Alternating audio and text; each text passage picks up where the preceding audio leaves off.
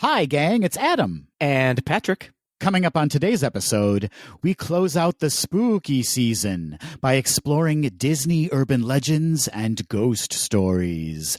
As always, we cover the latest Disney news and close out the show with some quick D. All that and more on today's episode of Gays Do the D. To all who come to this happy place, welcome.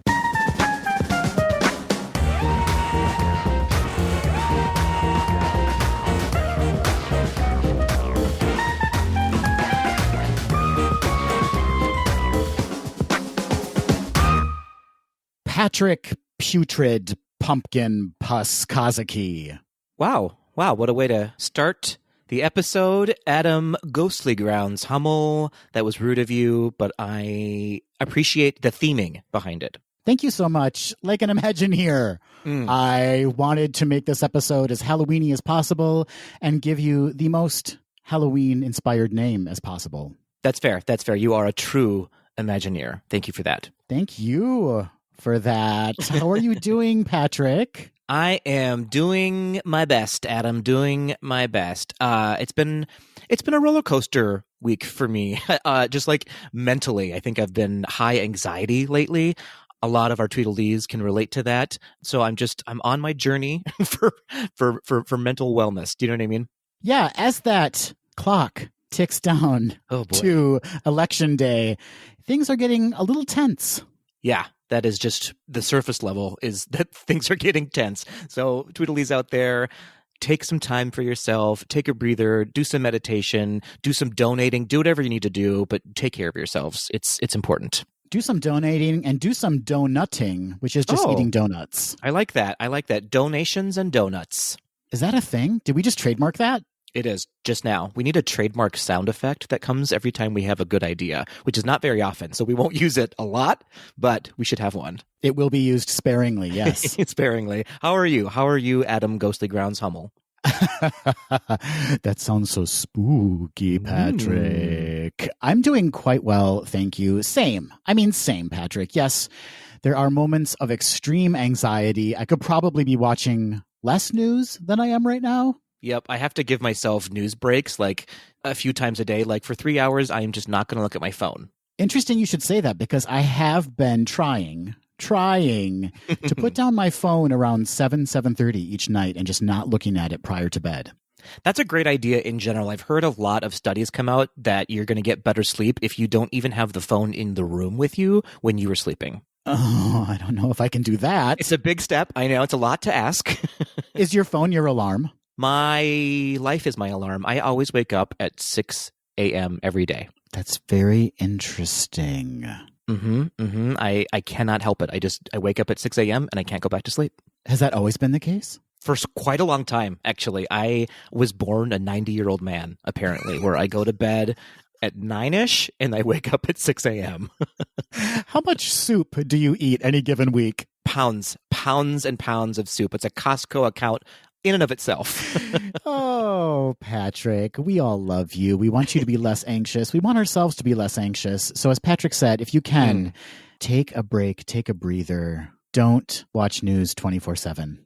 I feel like we're giving people anxiety the more we talk about anxiety. So let's slowly shift into some Tweedledee shout-outs, Adam. Let's do that very slowly. We need to give a Tweedledee shout-out to Stefan, who you can find on Instagram at Stefan in Paradise. Ooh, what a great name. Stefan in Paradise. Stefan sent us the nicest message. He is a newer Tweedledee, but has been listening for a while now and was just so complimentary. So, Stefan, we want to say thank you so much for reaching out and letting us know how much you've been enjoying the podcast. Thank you so much, Stefan. It definitely makes our day when we see those lovely notes. So we appreciate you.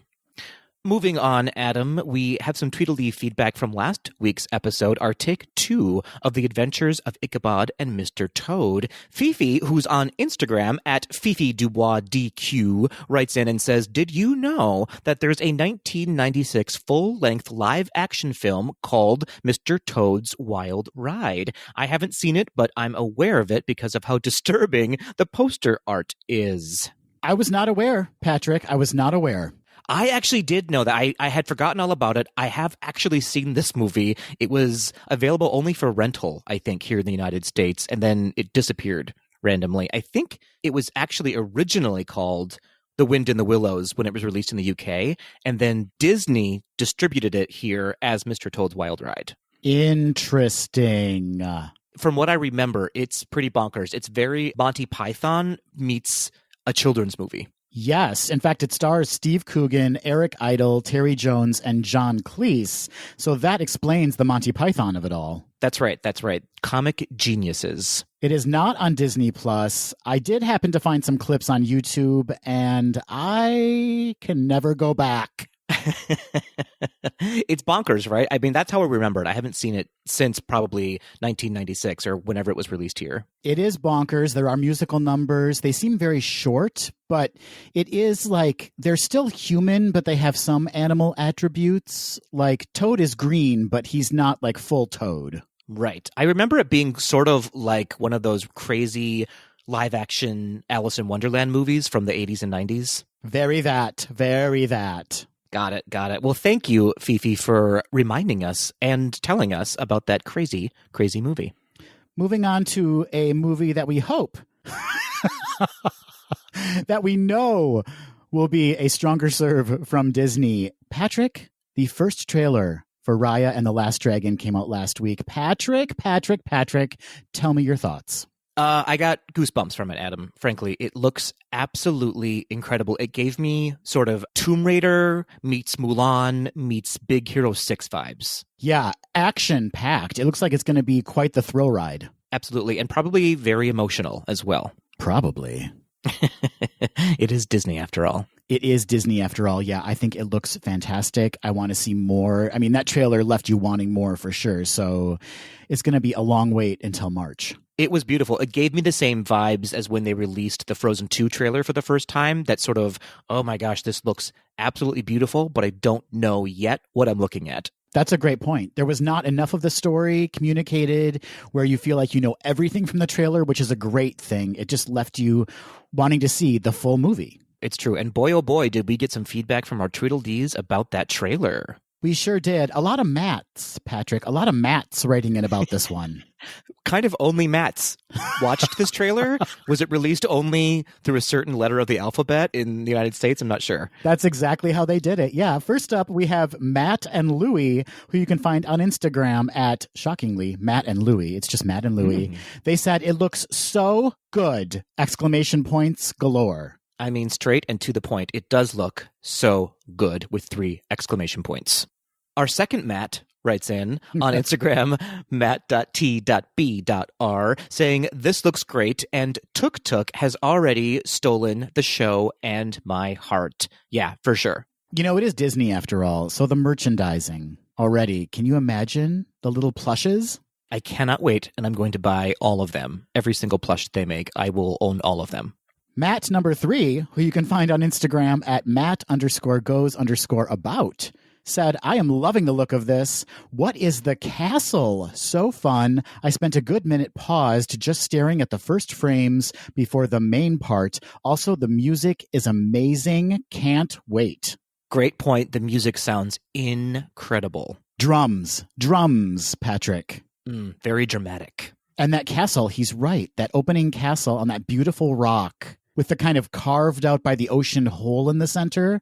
Amazing. Amazing. The next Matt writes in from Instagram, MaleX on the go, says, this looks amazing. Was it just me, or was there a bit of a Star Wars feel? Fair, very fair. She's almost like Rey from Star Wars. I assume that's what Matt is referencing. Some Star Wars vibes there, yes. Moving on from the Matts, Patrick. But another M. Mumu, who you can find on Instagram at Disney Mumu, says, thanks for this magic. It must be gorgeous. I love. I mean, I love as well. And you're right. It must be gorgeous. It has to be. If not, you get your money back. Isn't that the Disney promise? That's how it works. That is absolutely how it works. Last but not least, we have Diego writing in from Instagram at whatsit.galore. Diego says, it is visually stunning for sure, and the vibes I can get from the trailer are great. Well, there you have it. So many Matts, a Mumu, and a Diego all raving about the trailer for Raya and the Last Dragon. It looks amazing. It looks absolutely amazing. And now we wait until March. And now we must wait. We must wait. But what we didn't have to wait for, Adam, is Once Upon a Snowman, which was released this past week on Disney+. What did you think? Cute, right? It was cute. Oh, it sounds like you didn't love it so much. I thought it was cute. Okay. I loved it. I thought it was so clever and beautiful and just short enough and just long enough for it to be a nice little amuse-bouche before a movie. I agree. It was not as long as Olaf's Holiday whatever that came out earlier where it was like 20 minutes long.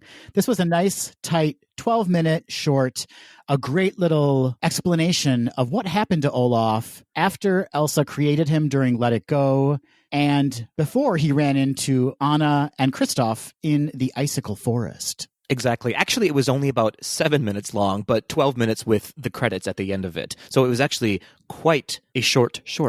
7 minutes long. I like my shorts 7 inches long. 7 inches for me goes past my knee, so I like it a little shorter than that. It's more of a culotte for you then. It's true. It's absolutely true. No, I really love this. I got a little misty-eyed a couple of times. It was so clever the way they wove in elements from the first movie, of course, and even the second movie, the whole theory that water has memory. And there were so many Easter eggs. I loved it. I thought it was a home run for a Disney short. It reminded me of the cleverness of the Back to the Future series, how they would like jump into scenes that you had seen in the previous movies, but then have a new element added to it. It was cute. Yeah, I liked that.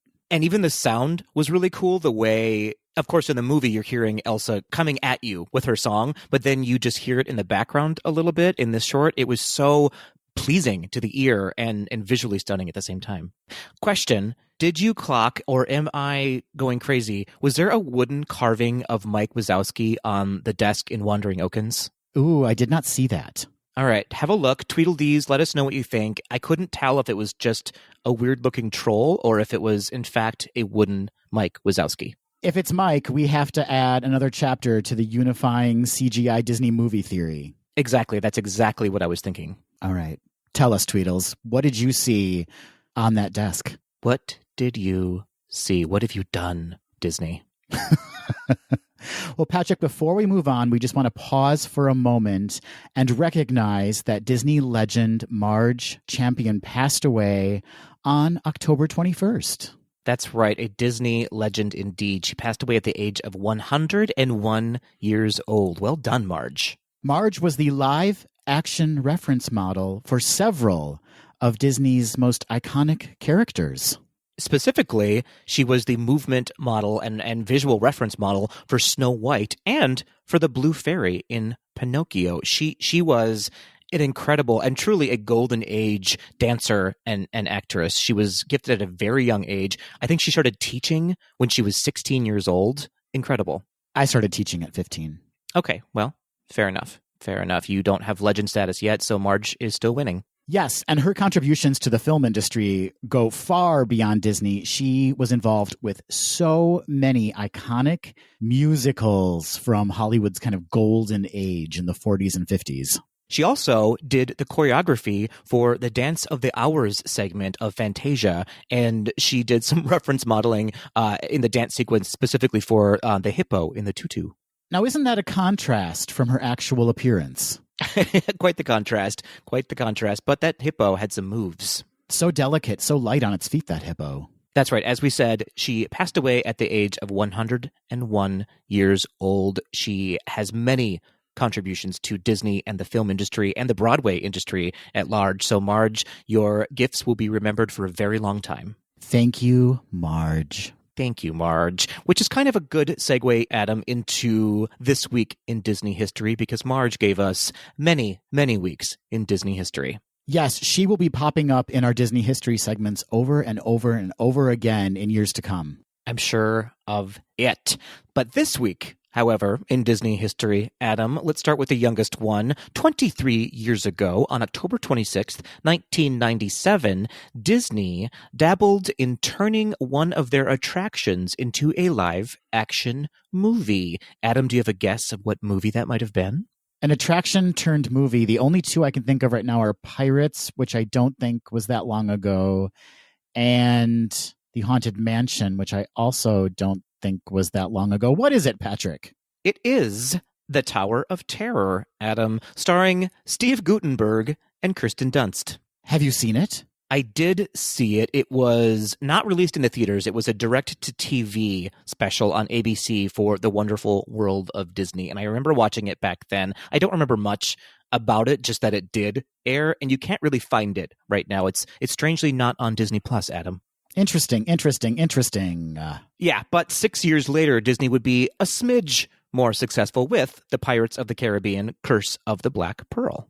You know, Patrick, Steve Guttenberg was a crush of mine growing up. He was quite a big deal in the 80s and 90s. In Cocoon, he was frequently shirtless, and he had a bod on him. Yeah, he was not unattractive, that's for sure. I guess what I'm saying is, Gootsyberg, give me a call. Gootsyberg. That's his name from now on. That's for sure. Moving on, Adam. 27 years ago, on October 29th, 1993, Tim Burton's The Nightmare Before Christmas gets its official wide theatrical release. I know I've said this on the podcast before, Patrick, but I was there opening night in Wisconsin. It was me and my mom and a theater full of goths. All wearing black fingernail paint, yeah? Black fingernail paint, leather trench coats, moosed hair, moosed to the gods. It was quite an experience. So many chokers. And necklaces, too, yeah. Hey-oh. Moving on, 66 years ago, on October 27th, 1954, Disney would air its very first television series. Adam, do you know what that series was? It was a series, not just a special? Exactly. Oh, my. Was it Zorro? It was not Zorro. It was Walt Disney's Disneyland. Oh, well, I was going to guess that, but I didn't. You sure didn't, Adam. You sure didn't. You went with Zorro instead, so you are incorrect. I am absolutely incorrect. Of course, Walt Disney's Disneyland. Yes, kind of a tool for selling Disneyland to the American public. Exactly. So 30 million viewers on that date got the very first glimpse of the plans for Disneyland. Viewers also watched Fess Parker sing the Ballad of Davy Crockett as a preview for the upcoming Davy Crockett trilogy.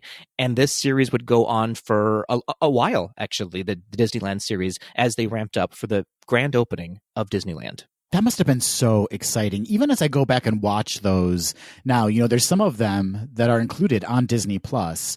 You get a very excited feeling watching and kind of anticipating what it must have felt like back then to know that this amazing theme park was on the horizon. Yeah, it was brand new innovation for its kind. No one had ever really done this before. So it was like watching a rocket ship launch for the first time. And Walt was like, hey, do you want your kids not to get cut by rusty things at a less than perfect amusement park? Come on down to Disneyland. That's how he sold it, Patrick. He did. He did sell it that way, and then people got stuck in the tar. So, That's so true. They tried their best. And those people were never heard from again. Well, their shoes certainly weren't. Well, that, Adam, is this week in Disney history. Well, Patrick, thank you so much for that. And before we head into the news, we just want to take a moment to say that some things are going to be changing around here. We're mixing it up. And we're letting you all know that we are on the hunt for a new logo. What? That's right. We're hunting logos. It's a logo hunt. We've been very fortunate with Gays Do the D to have some really incredible listeners. We are so grateful for all of you, and we've amassed quite a little following, and we thought it's time to rebrand and make the logo truly our own. Absolutely. When we started the podcast, we sort of not threw together some things, but you were clever enough to come up with our logo, Adam, and we decided that as we grow, we just want to evolve and get a logo that really represents Adam and Patrick and the podcast, right? Yes. So because of that, we've actually started a contest on 99designs.com where designers can enter their ideas for a new logo for Gays Do the D. Exactly. We realize that there are far more talented designers than you or I. No offense to you. You're far more talented than me. I can't draw a circle and make it look like a circle. So we wanted to get some actual legitimate designers to help us on our search for a new logo. What are we looking for, Patrick? Like popcorn meets candles meets rainbows meets Mickey Mouse, right? Is that Don Draper I'm looking at in Zoom right now? That's how I pitched it. That's how I pitched it to the executives. Amazing. I love it. Yeah, popcorn meets rainbows meets candles. That's exactly our brand. Exactly. No, like I said, we're looking for something that really represents us, represents the podcast, has a little Disney wink to it, but also represents our Tweedledees, right? That's right. Represents the Tweedledees. We want to celebrate Pride. Basically, we're asking for everything in a logo. Yep. Just combine that all into one. It seems easy. It seems real easy. Yeah, just wow us. Isn't that what they say in the industry? Just wow us. Just give us that wow factor. And if you're interested in giving us that wow factor, head on over to 99designs.com and search for Gays Do the D. You can find our contest there. And, show us what you got. Show us what you got. Hopefully we'll get some amazing, I'm sure we will, get some amazing designs, and we will have a new logo very soon. Very exciting. I'm super excited about this. I love a rebrand. Since we're rebranding, do you think we should recast the podcast too? Couldn't hurt. It really couldn't hurt. Everyone's like, please recast it, please. Yeah, they were hoping we were going to say that instead of a logo. They like the logo. They don't like the hosts, though. I'll tell you what. Well, we're happy to announce that going forward, Gays Do the D will be hosted by Scott Baio. Oh, no. And no. Kirk Cameron. Scott Baio and Kirk Cameron, the two individuals you want most to host a gay podcast. They represent the community better than we can. Well, before we get left behind, Adam, what do you say we head into the news? This is our last chance, Patrick, to really sell ourselves. Here comes the news. Ooh, fingers crossed.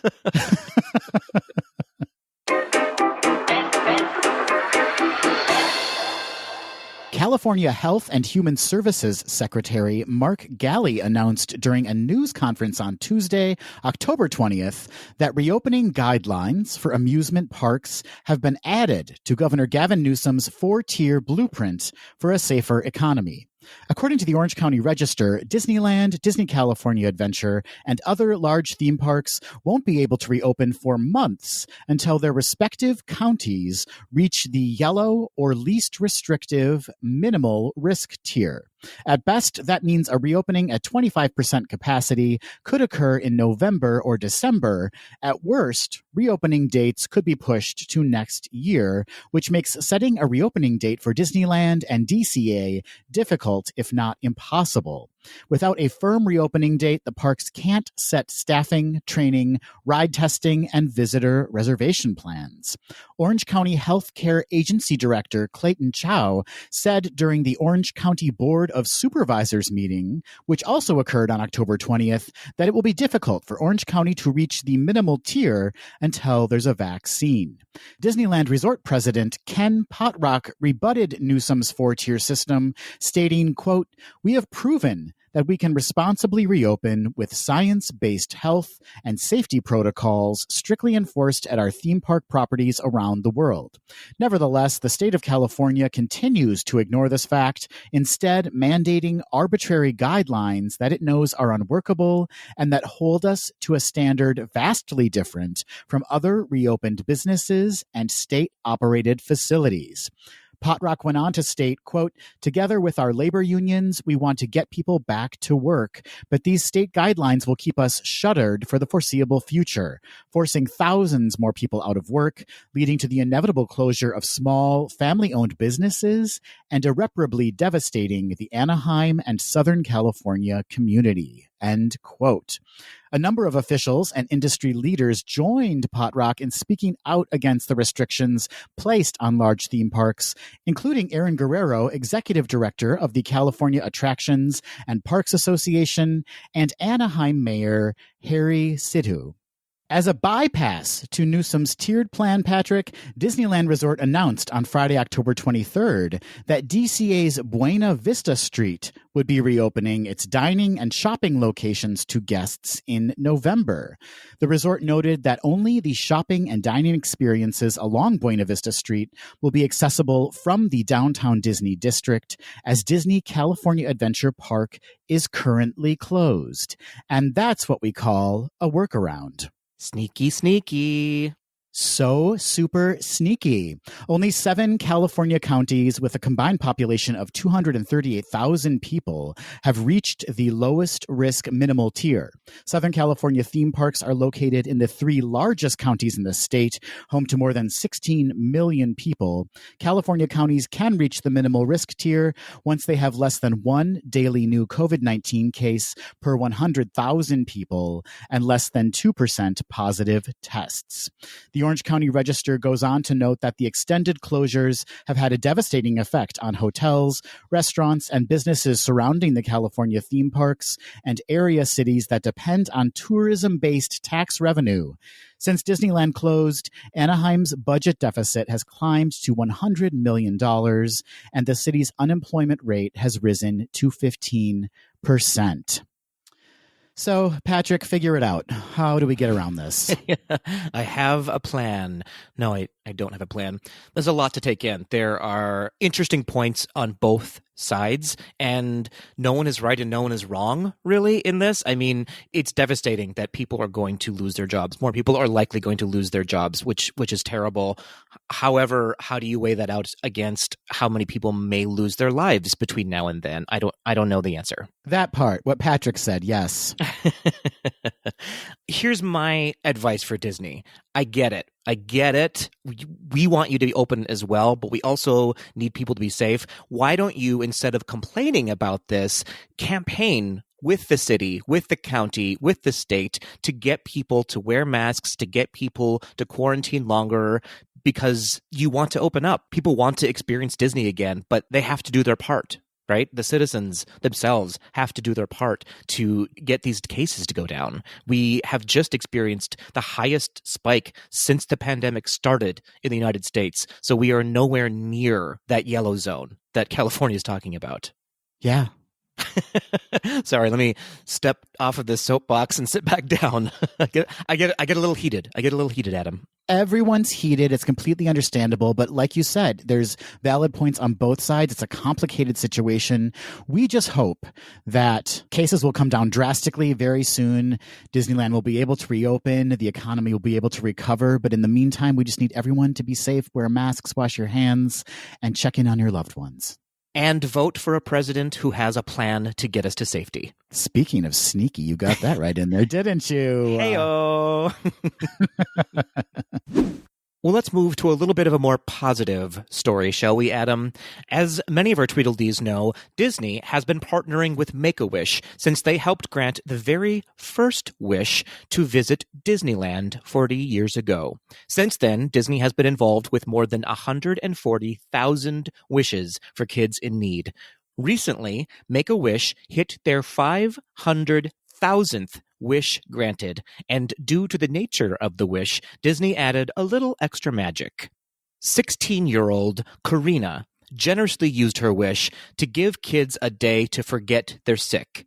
Karina was missing her summer camp where she was able to forget her stresses, and she wanted to create something that multiple kids could experience during this time. So, Make-A-Wish collaborated to create a virtual camp called Camp Karina. The virtual day-long camp was streamed live on YouTube and included a magic show, a science class, story time, and of course, some extra pixie dust. This is where Patrick starts crying a little bit. Disney hosted a Frozen-inspired drawing class featuring a professional animator, and Josh Gad made an appearance as well. ESPN was able to put 32 Wish kids, including Karina, in the virtual stands for Game 4 of the Eastern Conference Finals. And the team at Disney Parks Experiences and Products provided a Disney-themed trivia night, along with a virtual fireworks show just for kids and their families. Now, as I said before, this will be the 40th anniversary of Make-A-Wish. And now, more than ever, both Make-A-Wish and Disney are doing everything they can to make wishes come true in original and inventive ways. So to celebrate the 40th anniversary, Disney has decided to theme its newest line of their Colors collection to Make-A-Wish with the all-new Wishes Come True Blue. If you haven't seen it yet, please head over to Shop Disney right now. It's maybe, Adam, my favorite line they've done yet in the color stories. Have you seen it? I've seen it. It's flattering on everyone. It's that beautiful cobalt blue color. Exactly. I may or may not have purchased a Spirit jersey already, so hopefully that comes soon. I love it. And now, through April 29th, 2021, which is World Wish Day, Disney will be donating 25% of the proceeds from this collection directly to Make-A-Wish. So head on over to Shop Disney or to the Disney parks if you're able to, and buy one of each item. Also, make sure you head over to wish.org to learn more about the Make-A-Wish Foundation and to find out how you can help grant someone's wish. What an incredible opportunity for people to help support Make-A-Wish, Patrick. Absolutely. And we have to give the biggest shout out in the world to Karina. What a gift you gave other people with your wish. I mean, that was inspiring. I cried all the way through the video that they posted of how they made this day happen. And it's absolutely amazing. Really a beautiful gesture and something we can all learn from right now, right? Absolutely. And Disney has also given us all the gift of Wishes Come True Blue, Adam, because everyone looks good in this color. Every single person will look fantastic in this color. Patrick, was it just the Spirit jersey you purchased or anything else? So far, just a Spirit jersey. There's still time with the annual pass holder discount. I don't know. I might have to buy every single item. And then something for me. And then something for you. And for Penny, there's a cute little dog Spirit jersey. Thank you for thinking of her. You can have the teeny tiny backpack. You look fetching in that. I'll feel like a giant wearing it.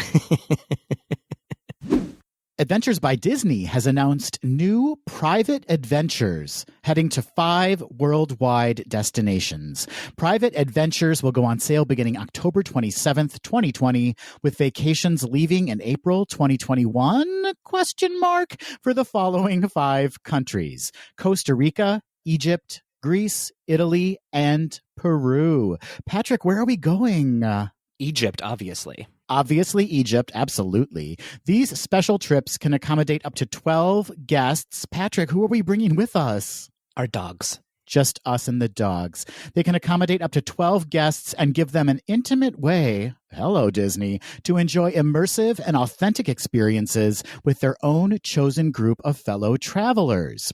Each of the new private adventures provides guests the insider access they anticipate from an Adventures by Disney vacation. Private Adventures offers the same benefits guests receive on other Adventures by Disney vacations, including outstanding accommodations, yes, absolutely, insider access to select attractions, well, why not? Unique cultural experiences, obviously, privately guided tours, I hope so, and hassle-free travel throughout guests' adventure thanks to private adventure guides. This sounds incredible. I want to get in on that action. It only costs $100 bajillion, Patrick. I've got it. I got it. I'll tell you what, my website is also offering private adventures, Adam, so head on over there. Yes, that is a different kind of unique cultural experience. There's a pirate theme, there's a princess theme, there's a cowboy theme, there's an invisible man theme. That's the most popular one so far.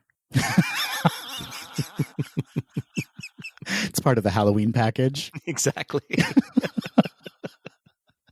Unlike group Adventures by Disney vacations, most private adventures don't have a minimum age requirement, though some activities may not be available for younger children. For more information, you can call an Adventures by Disney vacationista. Yeah, you heard that right, Patrick. They're called vacationistas at 800-543-0865.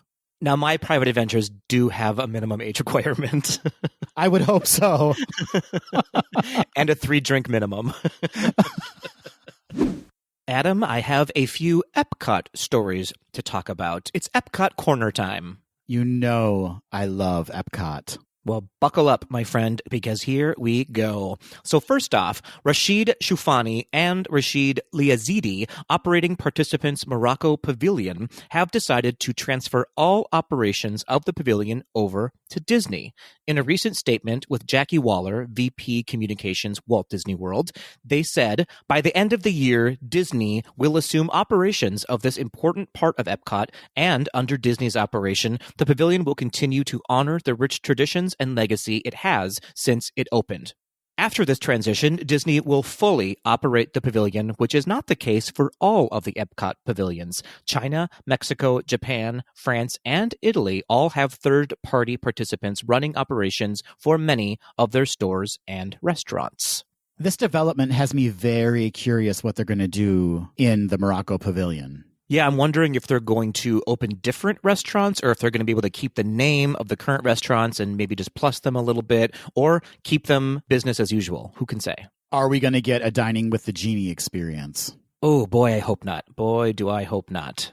I mean, Jasmine's already there. Not that it works out culturally, but she's there. It's true. It's true. Disney, if you're listening, and I hope you're not because we're going to blast you a little bit, do not do that. Keep Morocco, and don't influence it too much with Disney. Also, what happened to the hot waiter at Restaurant Marrakesh? What was his name? Mohammed. Of course you remember. I need to know that my baby's okay. Mohammed, if you're listening, please let us know how you are and send us a picture of that big old booty. You know what I mean? So inappropriate. Hey, it's K's Do the D. Next up, we have more details around what guests can expect at the upcoming Taste of Epcot International Festival of the Holidays, or as I like to call it, Ghosts of Holidays Past. A sampling of holiday kitchens will be available throughout the park, including 3 in the World Showcase Pavilion, serving slow-roasted turkey at the American Holiday Table, pork schnitzel at the Bavarian Holiday Kitchen, and beef bourguignon at the Yukon Holiday Kitchen.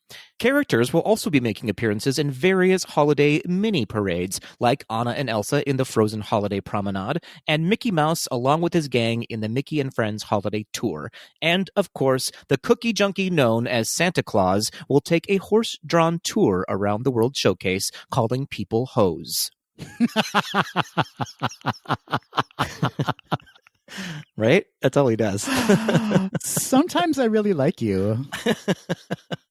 Today's one of those days. Great. You're nailing it today, Patrick. Speaking of cookies, the holiday cookie stroll is back this year with a complimentary cookie as a reward for completing your bakery bonanza. There will be 5 different locations throughout the park, and you can purchase a Chip 'n Dale holiday cookie jar to keep your cookies in. And there will be an Olaf scavenger hunt called Olaf's Holiday Tradition Expedition. Whoa, that's a mouthful. You can purchase a map that will take you around the World Showcase, finding Olaf's misplaced holiday traditions. Once you've found them all, you can return your map for a special holiday gift. You know, you bring up a really good point, Patrick. Why are we enabling Santa with cookies? He has a problem. He's got an issue. He needs to be stopped. We need to address the cookie jar in the room, you know? The magic can only do so much in saving him from diabetes. Thank you, Wilfred Brimley. Oh, dear. So the Taste of Epcot International Festival of the Holidays will run from November 27th through December 30th, 2020, which brings us to the first festival of 2021, the Taste of Epcot International Festival of the Arts, which will run January 8th through February 22nd, 2021. No specific details have been released yet, but we do know that there will be over 15 food studios serving culinary art. Disney and other invited artists from around the world will showcase, create, and sell their art at various stands throughout the park. There will be photo locations where you can step inside a piece of art. There will also be a paint-by-number collaborative mural, as per usual, and Figment is back with his art-inspired scavenger hunt. And of course, there will be special and added performances by the Jammers and Mariachi Cobre throughout the festival. Unfortunately, as of right now, the Broadway concert series is not listed as part of the 2021 festival.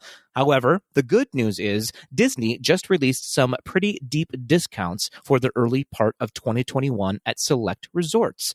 Guests can save up to 35% on stays, and annual pass holders can save up to 40%. Fun fact, I actually just went in and upgraded my room, and with the annual pass discount, I saved $400 on my January trip. Woo, that's a savings. That is a savings, assuming I am going in January still. Whether you go or not, you know you got a deal. I did. I got an insane deal. I can't wait. I hope it happens. Well, it's a bummer that the Disney on Broadway concert series won't be happening, but we need to protect Josh Strickland at all costs.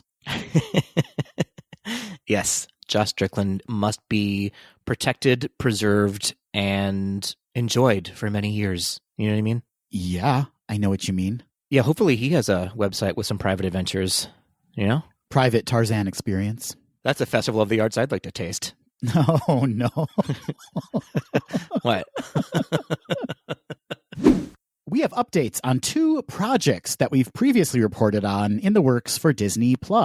First up, we received confirmation last week that the Chip 'n Dale Rescue Rangers live-action CGI hybrid film being directed by Lonely Island's Akiva Schaffer will premiere on Disney+. The movie is scheduled to begin filming next spring in Los Angeles, and rumors are swirling, Patrick, that the original voice cast from the 90s TV series will be returning, including Tress MacNeille voicing Chip and Gadget, Corey Burton voicing Dale and Zipper, and the fabulous Jim Cummings voicing Monterey Jack. Chip and Dale. The plot is being kept under wraps, but we do know that the film, which has been described as, quote, meta, is not an origin story, nor will it be about the detective agency featured in the series. Interesting.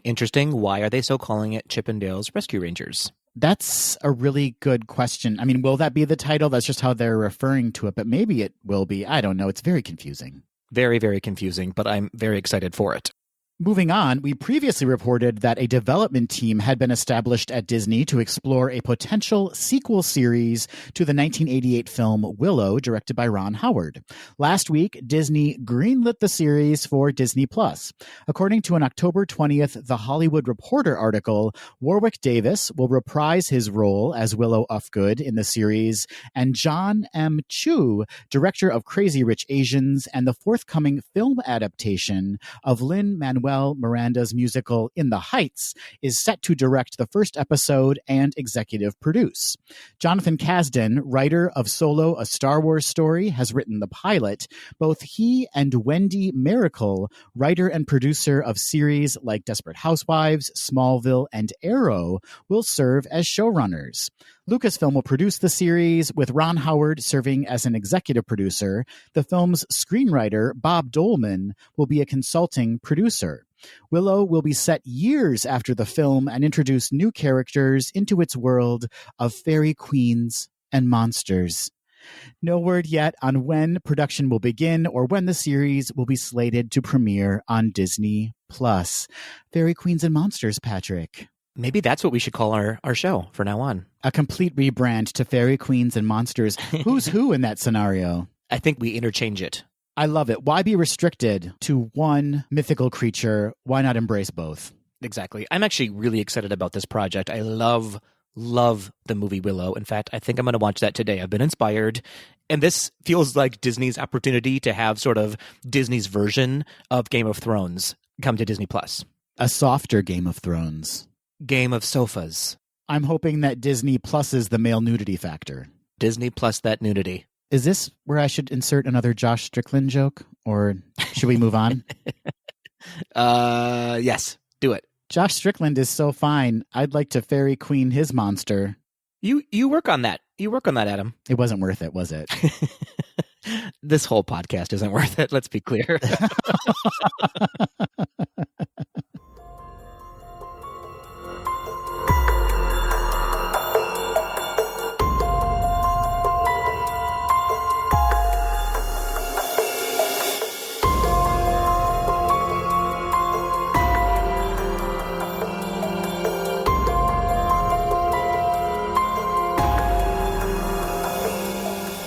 Patrick, the Halloween blood moon is nigh. Oh, spooky ooky.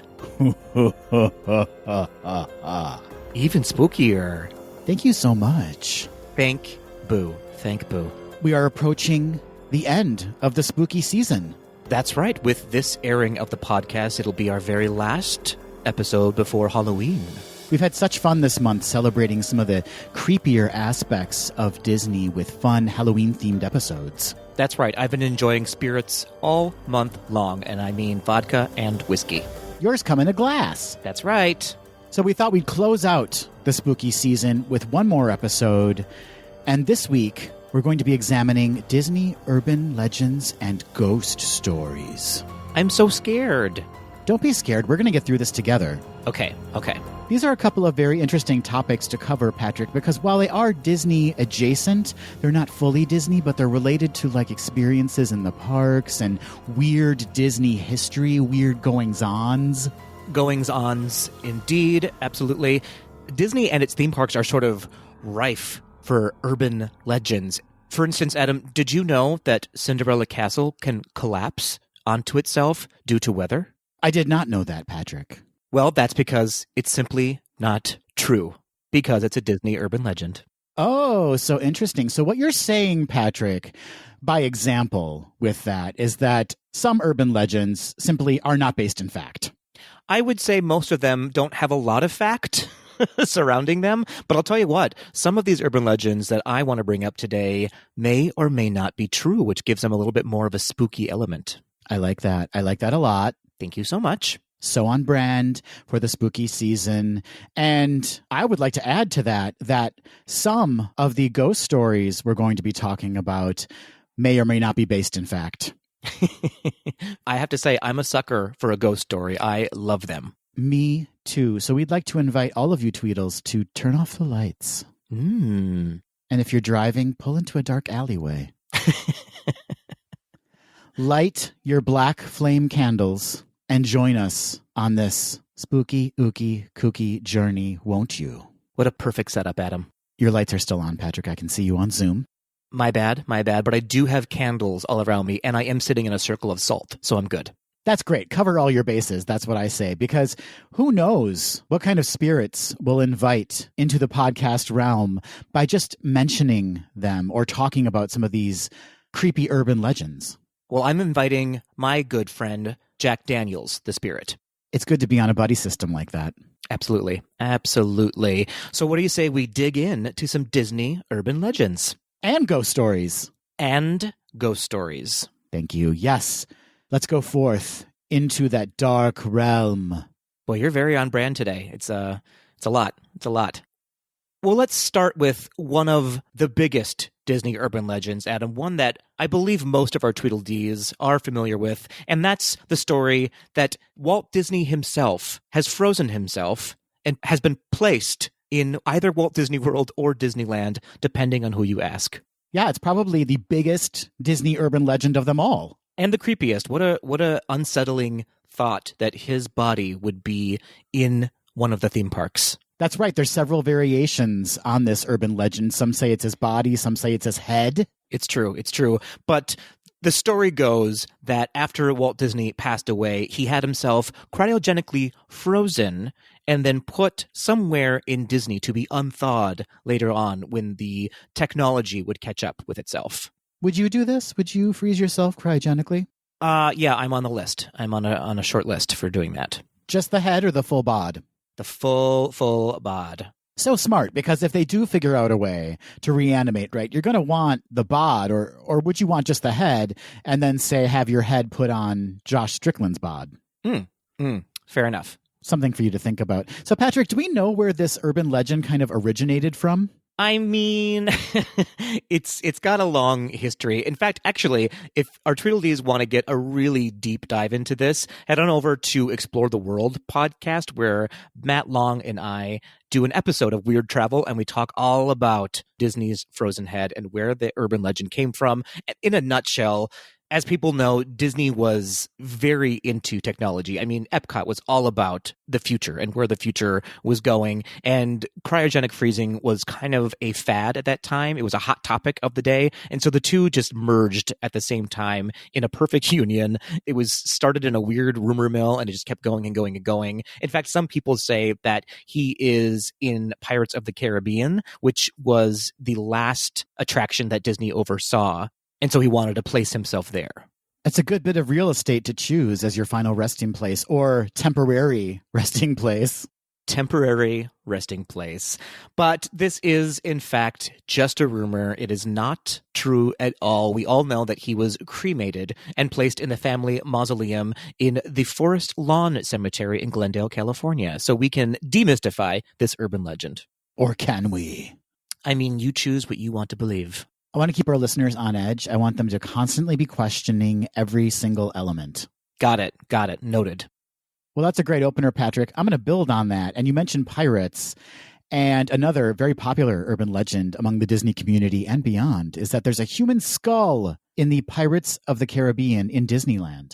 Ooh. That's right. The theory goes that when the Pirates of the Caribbean was created, fake skeletons at that time were very unconvincing. And so Disney reached out to some universities in California and asked them for the skeletal remains, people who had donated the remains to science to be used in the attraction. Gross. That's what I say.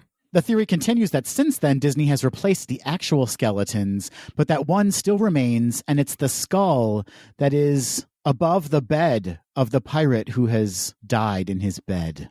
I'll tell you what, it does look very realistic and a little bit different than the rest of the bones that are in that ride. And you would know as a CSI watcher. Sure. We got our own Marg Helgenberger over here. Listen, I'm not claiming to know that, but it does look different, in my opinion. It does. And it kind of makes sense, right? Like, we've all seen a skull once or twice, right? Okay. You're taking some big swings here, Adam, that we've all seen a skull. I just mean like in a museum or, we've seen a human skull. And so maybe there is one that just happens to be on an attraction in Anaheim, California. It's true. Actually, it has been confirmed that they did, in fact, use actual bones when they first opened the ride. So it could be true that it's still there. Disney purists, they hate when an attraction is touched. So maybe they just left that skull right there. Who can say? But the next time you're floating by, take an extra close peek at that skull above the bed and let us know. Is it real? Is it not real? Is it yours? Could be. Well, here's one that I love, Adam, and that is that River Country in Walt Disney World closed due to a brain-eating amoeba. Yes, I've heard this one before. It is very crazy. So let's start with the facts around this one, right? River Country did close down. That's a fact. And in 1980, a young boy did, in fact, die of a very rare brain-eating amoeba. So rare, in fact, that there are less than 200 cases of this happening. And another fact is that the boy did visit River Country before he died. So I suppose a link could be drawn there, right? That's right. Yeah, he visited the water park, and shortly thereafter, he unfortunately passed away. However, it is widely known that Disney is very stringent on its water treatment, and this was a very strange coincidence or anomaly, whether or not he got the bacteria from River Country. Also, to note, River Country didn't close until 20 years after this happened, so it's a little hard to believe that they would have waited 20 years to close a very hazardous area. That would have been a very long wait and see what happens methodology. Exactly. Kind of like the pandemic we're going through right now. Yeah, but I mean, River Country did have fresh water feeding into it from Bay Lake. So it's very possible that the kid went swimming in the freshwater portion of River Country, and that's how he got it. It's true. It's very possible. It is very filtered. Like before it goes into River Country, it was highly, highly filtered. But who can say? But the real reason that River Country did close was that it had very low attendance.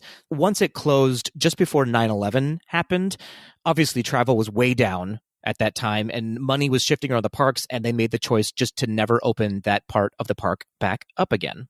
That's right. And only until recently was River Country left untouched. It's currently being demolished to make way for Reflections, a lakeside lodge. But for a long time, the water park sat there in kind of disrepair, and you could see it as you were taking a boat on Bay Lake. And it was very creepy and upsetting. Yeah, it was, anyway, a very creepy part of Disney visual photos and tours. Yeah, so how do we feel about this one? This one is like, no, right? No. This incident did not cause the closing of River Country. Exactly. The incident did happen. Whether or not it's Disney's fault is up for debate, and it's not the reason that River Country closed. Well, Patrick, I'm going to take us into our very first ghost story for this episode. Ooh. This ghost story comes from the website Haunted OC, and it was submitted by Annabelle K. And the story is The Men's Room Basement Ghost. I'm interested. Annabelle says, so I worked in third shift custodial. Everyone jokes around about the park being haunted, especially if you're new. I was in my first year as a third shift custodial. I had already heard all sorts of ghost stories from other cast members, so I was afraid to work alone anywhere in the park. At this point, I hadn't had anything happen to me till this night.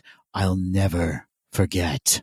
So I was working in Toontown, the scariest place of all, Patrick. In all the parks, Toontown. Spooky ooky. And I was assigned to work in Mickey's basement, which is below Mickey's house. There's a set of bathrooms, a break room, and a small gym, inexplicably.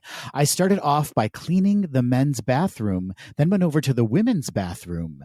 As I was in the women's bathroom, I started to hear something moving around. I wasn't sure what it was. I ignored it and continued to work. Then I started to sweep the gym, and again, I heard something moving. This time I heard it coming from the men's bathroom, so I shouted, "Hello? Anyone in the men's bathroom?" There was no response. So I took a look in the men's bathroom, and nothing. No one was in there, so I continued to work. As I'm in the break room, I hear it again, something moving around in the men's bathroom. I go look again, and the trash can was in the middle of the bathroom. I thought maybe I didn't move it back when I was cleaning, so I moved it back to the side. I go back to cleaning the break room. Then I started to sweep and mop all the floors. As soon as I started to mop, there it goes again. Movement in the men's bathroom. I go to look, and the trash can was moved again, this time in the opposite side of the room. That's when I started to get scared. I moved it back and was trying to rush out of there. I had already finished the bathrooms and the gym. When I was halfway done in the break room, I hear the trash can move again, and this time I ignore it and try to move as fast as I can. At this point, I'm scared. I don't even want to be down there. I'm thinking in my head, if there's something down there, it can't hurt me. I just need to hurry. I'm almost done. And that's when I hear, right off my left shoulder, "Get out," in the most creepiest voice. I kind of froze.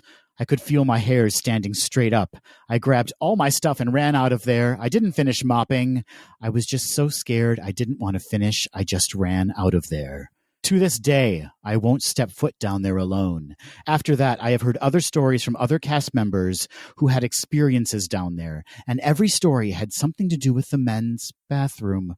From hearing things and seeing shadow figures, I have had other experiences in the park, but this one was the scariest. Ooh. I mean, men's bathrooms can be quite scary. Yeah, I'll tell you what. I've heard a lot of stories about men's bathrooms, but they weren't ghost stories. You know, they were different. Yeah, but who could that have been, Patrick? Who could have been saying "get out" to Annabelle K? I'm guessing it was Goofy. Sure. Just makes logical sense.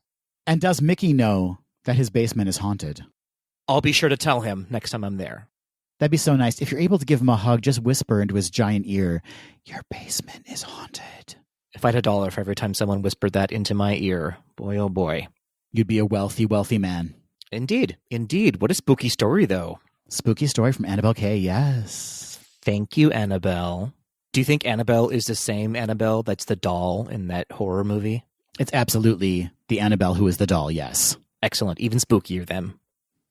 Well, I've got another Disney urban legend to talk about, Adam. I didn't bring any ghost stories with me today. I only brought urban legends and rumors. That is what we're here for.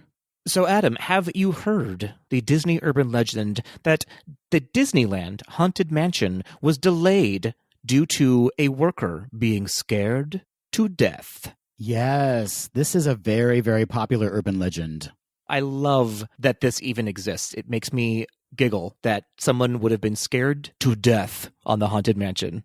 Listen, the Haunted Mansion is perfect for urban legends, right? And ghost stories, too. It's just naturally spooky and scary, so I think people just naturally kind of attach these rumors and stories to it. Yes, absolutely. So this one started because Disneyland's Haunted Mansion was built basically in the early 1960s and stood in New Orleans Square until 1969 without ever opening. However, the reason for the delay had nothing to do with anybody dying inside of the ride or anybody being scared to death. Rather, there were some issues happening with the storytelling of the ride, and also a lot of the Imagineers were shuffled around a lot due to the 1964 World's Fair and the building of Pirates of the Caribbean. So that's basically why the Haunted Mansion didn't open for so long. Unfortunately, or fortunately, it was not due to a death. But kind of. I mean, Walt's passing, too, was another reason that the Haunted Mansion was kind of delayed for a time because, as we talked about on the podcast before, the Imagineers were kind of in shock and projects were kind of put on hold for the time being after he passed away. So in a way, it was delayed due to a death, but not because of someone riding the attraction. Exactly. So we can weave in a little bit of a ghost story there. Walt Disney's death is to blame.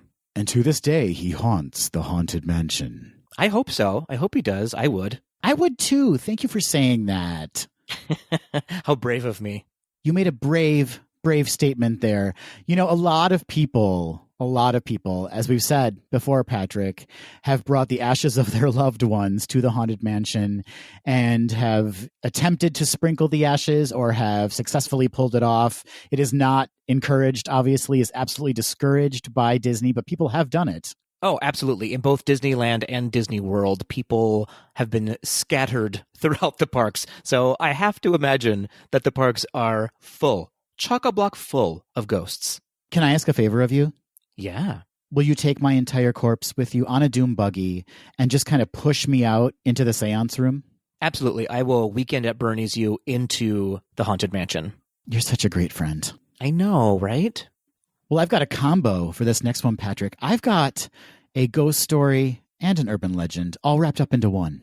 Fantastic. Did you know that there was an urban legend that there's a ghost on the Pirates of the Caribbean attraction, specifically in Walt Disney World? Ooh, just one ghost? Just one ghost. His name is George, and he was a welder that was killed in an accident during the construction of the ride. Oh, yeah, I did hear about that. There's a couple of different versions of this. Some people say he was crushed by a falling beam, and according to others, he fell from the burning city portion of the ride and died as a result. And ever since then, strange occurrences happen on the ride if George is ever disrespected. And how, Patrick, how do you disrespect George? How very dare you disrespect George the Ghost? Don't disrespect George, but if you want to, the ways you do it are by saying, I don't believe in George while you're on the ride, and presumably then the ride will stop. That sounds rude. Why would he ruin your experience like that? People must say that a lot because that ride is always breaking down. Very, very good point. On top of that, there's a rumor that if cast members don't say good morning, George, every time they start up the attraction, or good night, George, when they're closing down the attraction for the evening, that's also when the ride will experience issues. This seems like a convenient way to explain away the technical issues that happen with pirates. That's a great point. There's a ghost on every ride. Small World, her name is Judy. I think Disney is starting all these rumors. There's a Hubert on Peter Pan's flight. They're like, oh, Hubert. Hubes. The Hubes shutting down the ride again. But that is a very popular urban legend and one that cast members swear by, that George haunts the Pirates of the Caribbean attraction in Florida. I believe it. I'm on board. We'll keep him happy. Actually, if you go down in January, Patrick, I want you to say, I don't believe in George when you're on that ride. And let's just see what happens. Listen, I don't mess with ghosts. I will not be saying that ever.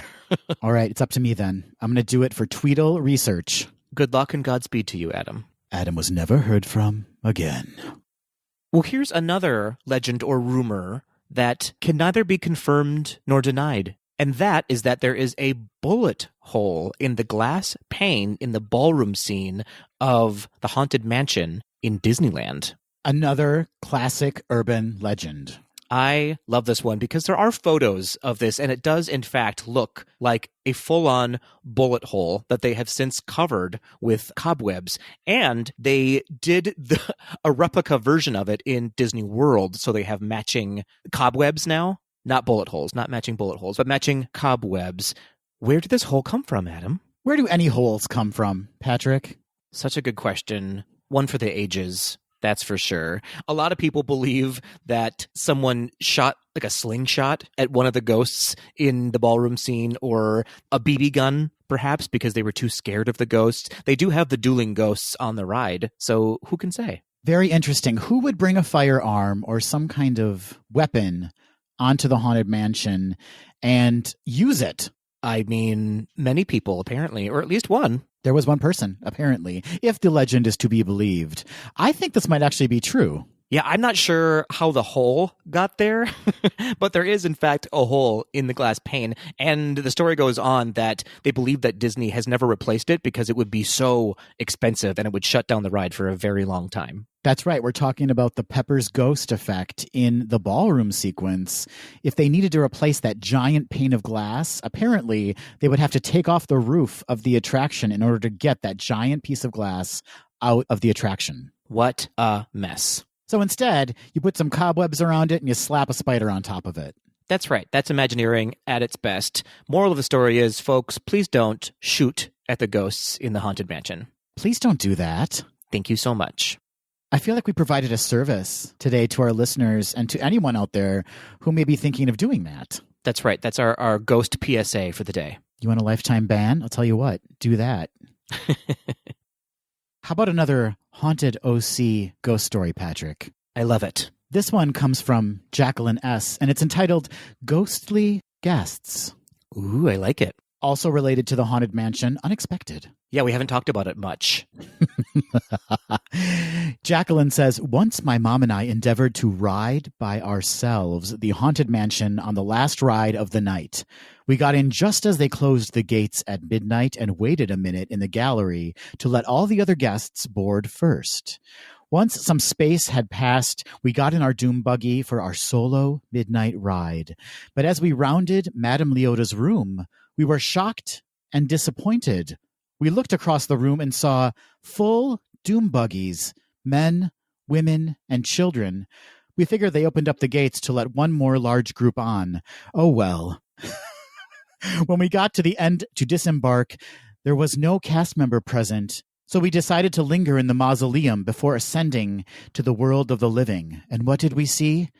Nothing but empty doom buggies. What? No people at all. We waited and waited. No one was there. True story. Okay. All right. Jacqueline, I feel like if you have to end it with true story, that means it's certainly not a true story. You're trying to convince us that it's a true story. Mm-hmm. Exactly. It's like when a parent comes home and the kid immediately says, I didn't break the cookie jar. Yes. It means you did. You broke it. But seriously, if I was riding the Haunted Mansion and you kind of do that turn where you can see all the other doom buggies and there were people in the doom buggies, I would have wet myself. Oh, I would not have gotten off that ride alive. That's for sure. So if I was with you then, I would just push your corpse into the seance room and we'd be square. Exactly correct. I do give you points, however, if it is true that you went on the ride alone. That seems a little creepy to me. Yeah, that would be creepy. I want to do it. I support your endeavors. I wish I could stay up till midnight to do it. It's true. You'd have to go on a night that the park closes at 4 p.m. Oh, well, there go my chances. Well, let's continue the ghost stories, shall we, Adam? Yes. There's one that you found on bustle.com with an anonymous writer, right? So terrified were they that if they wrote their name down and attached it to this story, they would be hunted by the spirits. I like to believe that George the Ghost wrote this one. Frequent contributor to bustle.com, George the Ghost from Pirates of the Caribbean, yes. Little known fact. So George the Ghost says, Mr. One Way is almost certainly an urban legend. Mr. One Way, that sounds like a sexual preference. I think that's a handle on Grindr. Mr. One Way only. So, one of the most passed around ghost stories clinging to the Disney parks. It's also the one with the most variations. The one thing that most versions do agree upon is exactly what he haunts and where. Space Mountain at Disneyland in California. Now, that's a place I don't want a ghost to haunt. I'll tell you what. Yeah, it's fast moving, and there's just too many opportunities for a really bad incident. Yeah, no thank you. No thank you to that one. Some accounts describe Mr. One Way as a red-haired man, Adam, with a red face. Others say he's a kid dressed in 70s-era clothing. Those are very different accounts. The stories say he tends to hang out in the queue for Space Mountain, although whether or not he talks to people while waiting varies depend on who you ask. So many variables here. The red-haired man apparently doesn't, but the boy does, although it's worth noting that the kid version of Mr. One Way doesn't have any knowledge of the changes made to the park since the 70s. Very specific. According to some video footage I found, though, Mr. One Way doesn't wait in the queue at all. He appears only at the actual ride cars, approaching them from the opposite side of the waiting area, the side on which people are supposed to exit the ride, and sitting down in any empty seats he can find. It said he disappears right before you hit the final tunnel at the end of the ride. For what it's worth, a second ghost dubbed Disco Debbie is also said to haunt Space Mountain. I think you and I are Disco Debbie and Mr. One Way, Adam. Although her story is even weirder. She apparently glows in the dark. That is weirder. Very much weirder. Disco Debbie. Disco Debbie and Mr. One Way haunting Space Mountain. Patrick, what do you think? I smell a Disney Plus show. A Disney Plus show, or they're making the Space Mountain movie. Did we just stumble upon the plot? I think we've uncovered the plot here on Gaze Do the D. It's interesting to me that Mr. One Way doesn't wait in line. That's kind of selfish.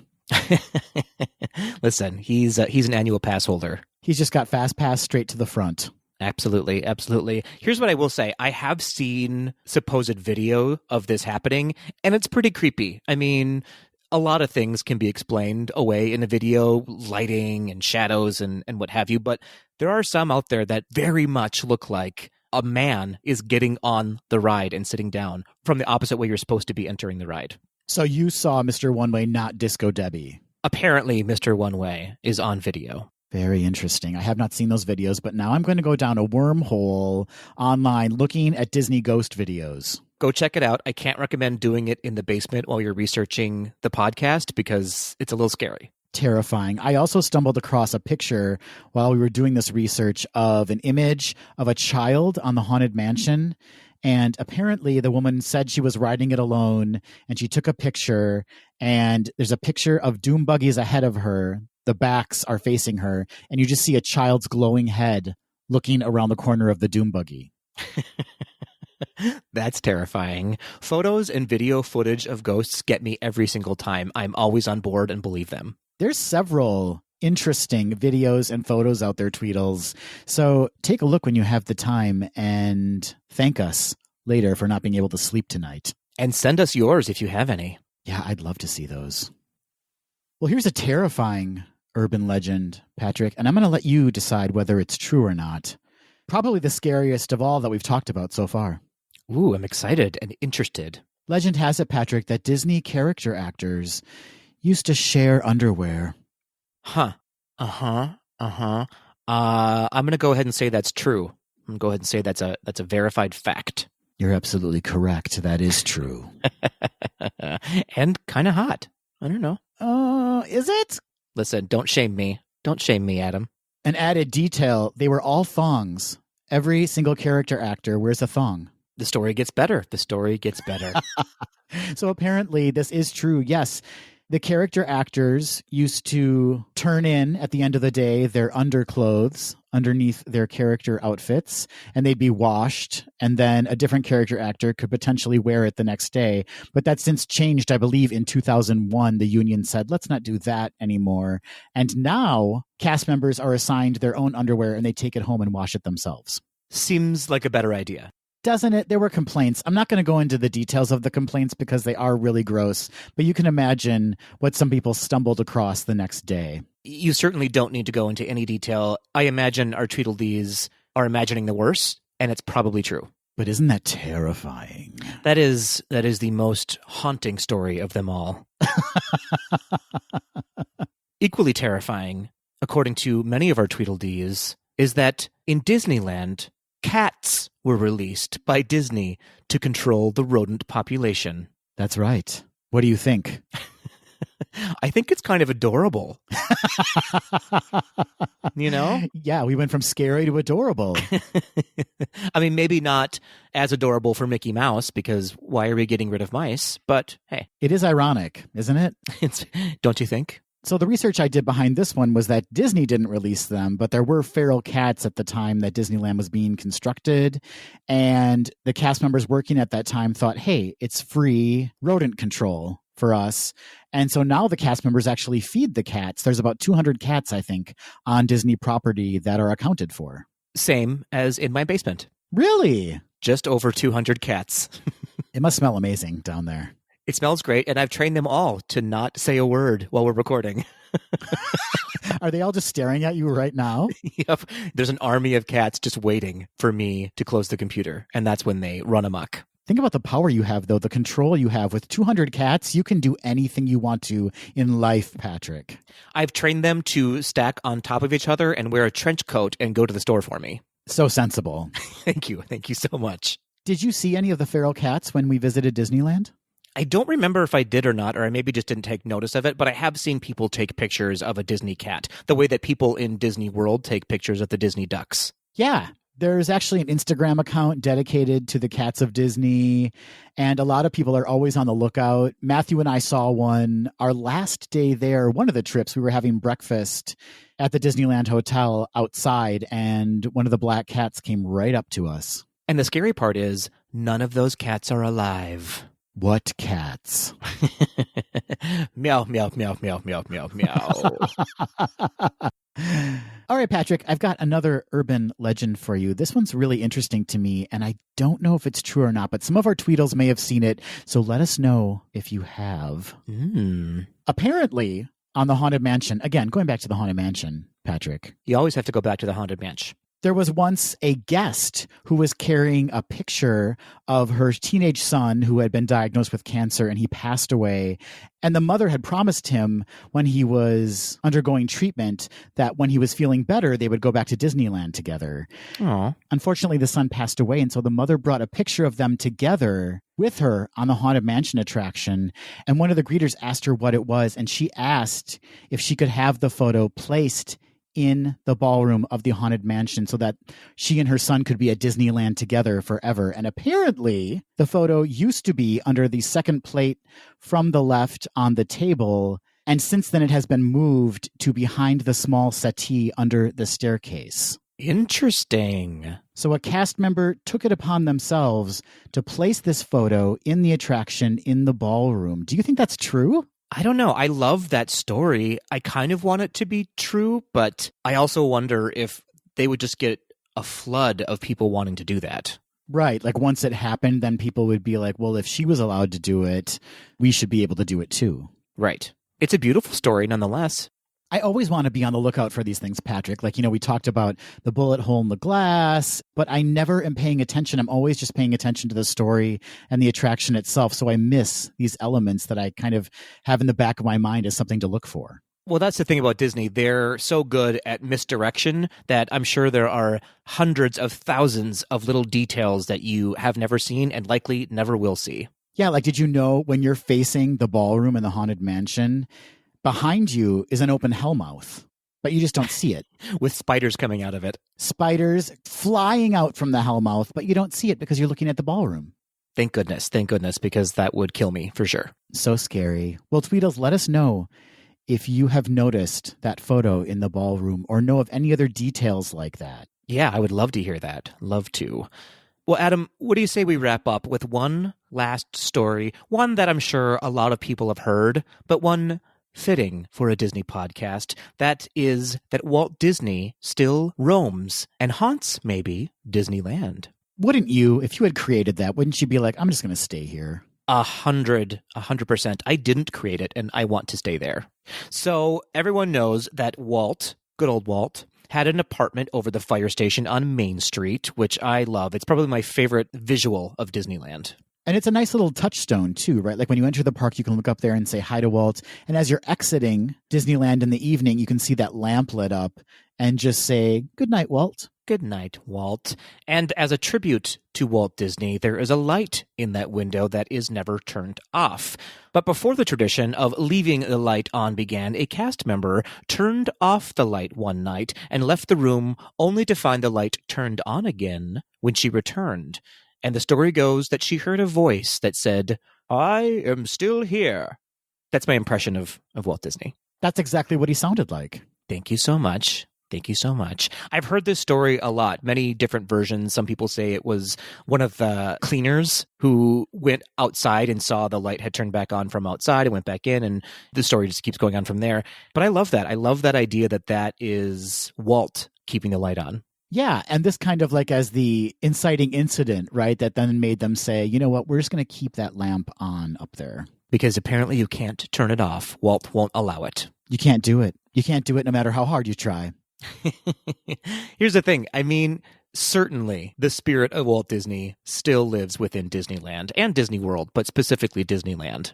You feel it when you walk into that park, don't you? 100%. All kidding aside, you can just feel the magic and joy that was Walt Disney when you go to Disneyland. And as for the hauntings and urban legends in Disneyland and Walt Disney World, you feel those too. I felt a lot of things in Disney World and Disneyland, Adam. Ghosts, people. It's all very, very scary, depending on who you are. Not an urban legend. You've been reprimanded so many times in a Disney park. Many, many times. Many, many times. And I still haunt that magical land. Haunt a lot of guests' memories, don't you? Most of my ghost stories happen in the hotel rooms, though. Well, I got to say, Patrick, this was a delightful and upsetting, spooky, scary trip through Disney urban legends and Disney ghost stories. I think most people would say our podcast in general is delightful and upsetting. A lot of Apple Podcast reviews claim just that. No, I love to hear about the stories that are coming out of Disney World and Disneyland specifically. There's so many of them. We scraped the surface on how many legends are out there. And for anyone who's been relatively alone at the end of the day in a Disney park and it's dark, there is an energy shift there that I think inspires a lot of these stories. It's so big. It's such a big, expansive space that when you're alone, it does feel like anything could happen. It's sort of like being alone in a theater at night. If you ever had the opportunity to do that, it's that same feeling that so many stories have happened here. It just feels full of spirits. That's right. So many souls have walked through that space, had wonderful experiences, and that amount of energy that's been expelled, maybe it turns into something else, you know? Into a disco Debbie. Into a disco Debbie. Exactly that. Well, if you have a ghost story that centers around the Disney parks, please let us know your hauntings. Please do that. You can reach out to us on social media. That's Facebook, Instagram, and Twitter at GDTD Podcast. Or you can leave us a spooky voice memo or email at info@gazedothed.com. We're going to get so many scary voice memos from former cast members. We're going to have to start a spin-off podcast. Here's hoping. Adam, what's the scariest thing that happened to you in a Disney park? One time, I went to the Main Street confectionery, and they were out of chocolate peanut butter fudge. You can imagine the rampage I went on after that. The horror of it all. What's the scariest thing that ever happened to you in a Disney park? I watched you have a meltdown in the confectionery. And you lived to tell the tale. Aren't you lucky? I lived to tell the tale.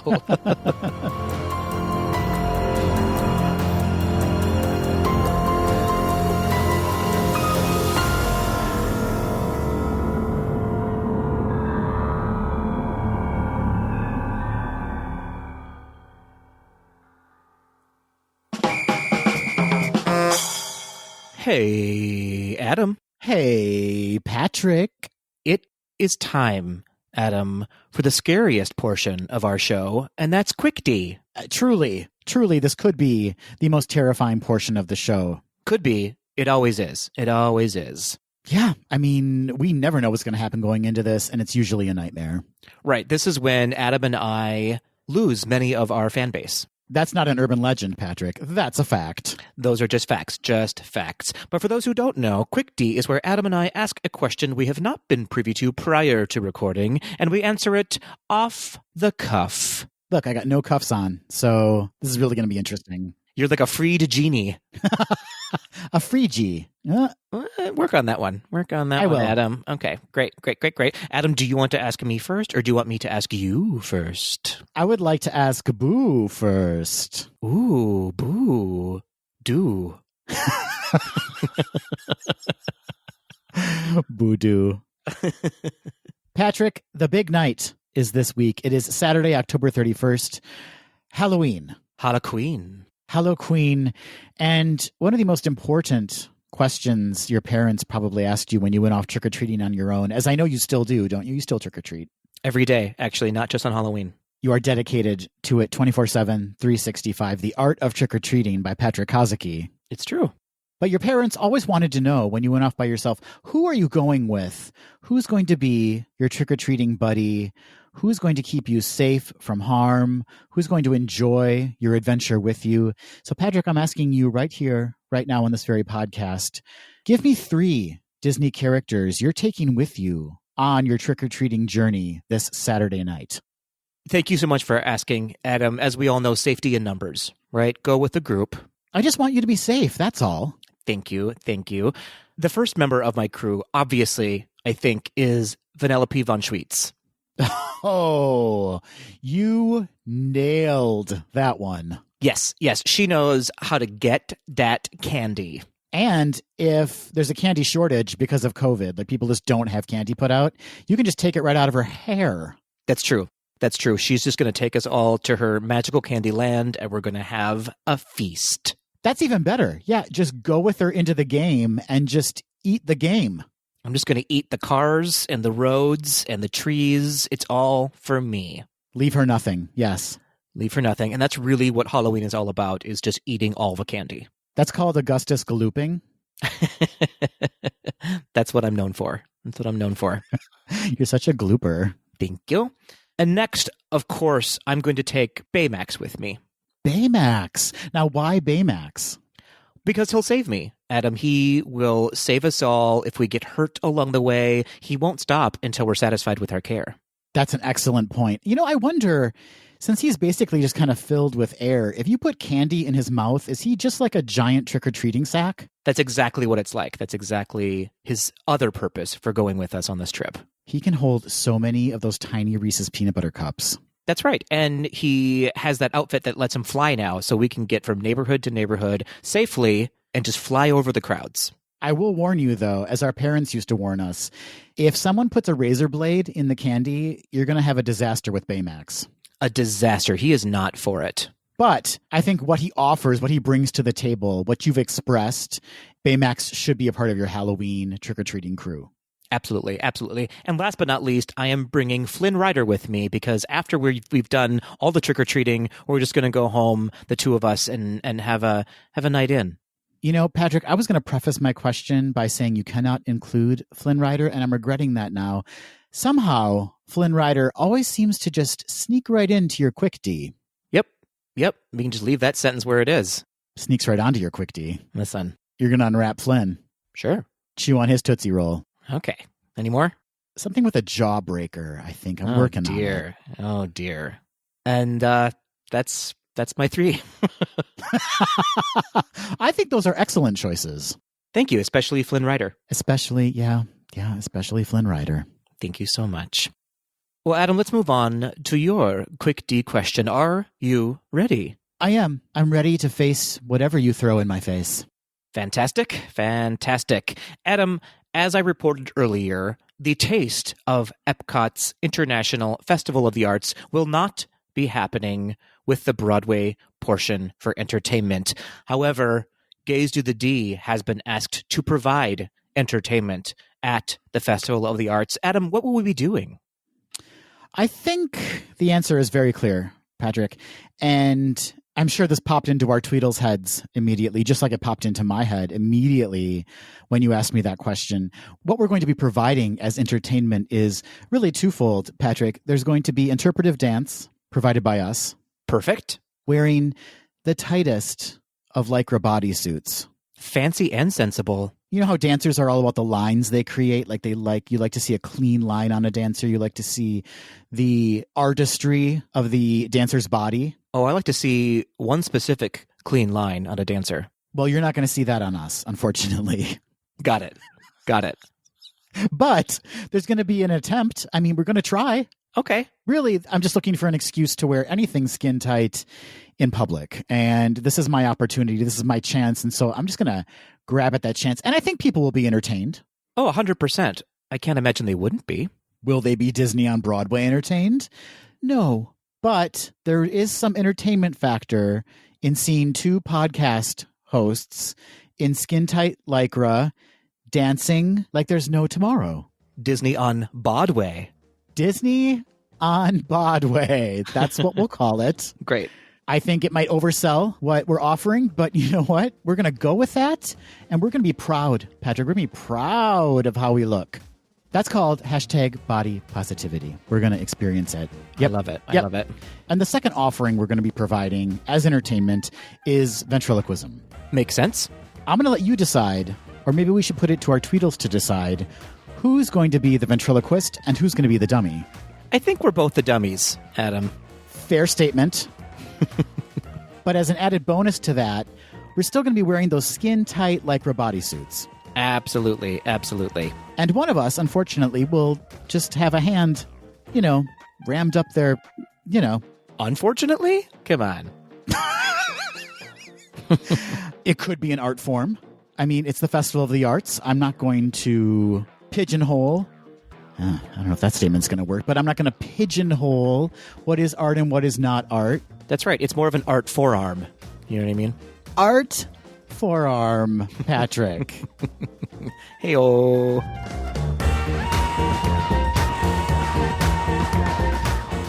That will do it for this episode of Gaze Do the D. Thanks for listening. To become a patron of the podcast, visit our website at gazedothed.com/donate. For a donation of any amount, you can receive exclusive Gaze Do the D content and help us continue to bring you the very best Disney news and discussion. Continue the conversation after this episode on Facebook, Instagram, and Twitter at GDTD Podcast, and submit your questions or show ideas to info@gazedothed.com. Have a great week, everybody. See you real soon.